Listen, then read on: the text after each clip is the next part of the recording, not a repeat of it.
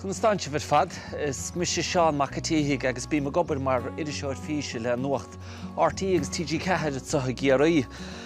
Bí me sláthar scialta an gauntarsa don Nuacht don delefís agus don radio. Agus is tócha go tradiisiúnta bhíoch mórán a gceist le pí an nuachtachar le chéile bhíoch an iriseoir gan dát, beir goach cameradóir, beir goach fearnú ben fuime, fearna na saoilse béidir, agus na hánta sa beir goach léireóir an. A chanéis slá tainú bhain tá technolaíocht agus is féidirlinn an rud a fad a dhéanamh in Arnáinar. Agus táim se ábalta mo chuid telefísir fad chrathú leis a bacasa.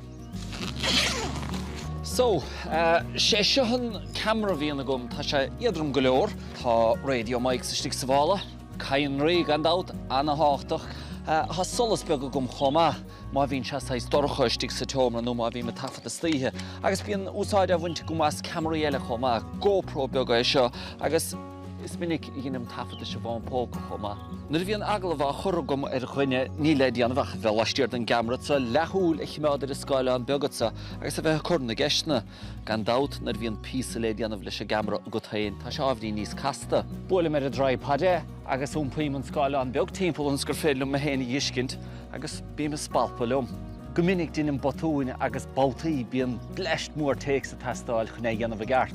An son chuirim na mír na nuachta in nágar a gabaile, tá muifig tína chéile deach nach chuáin suas díobse, tá an laptop an sothagam. Sé seo an bogara agur thóireachta bhíonna gom agus is féidir na pictúrí a fada gheara an UM a bheasca do rotha chur leis agus an pís an nuachta chrathú.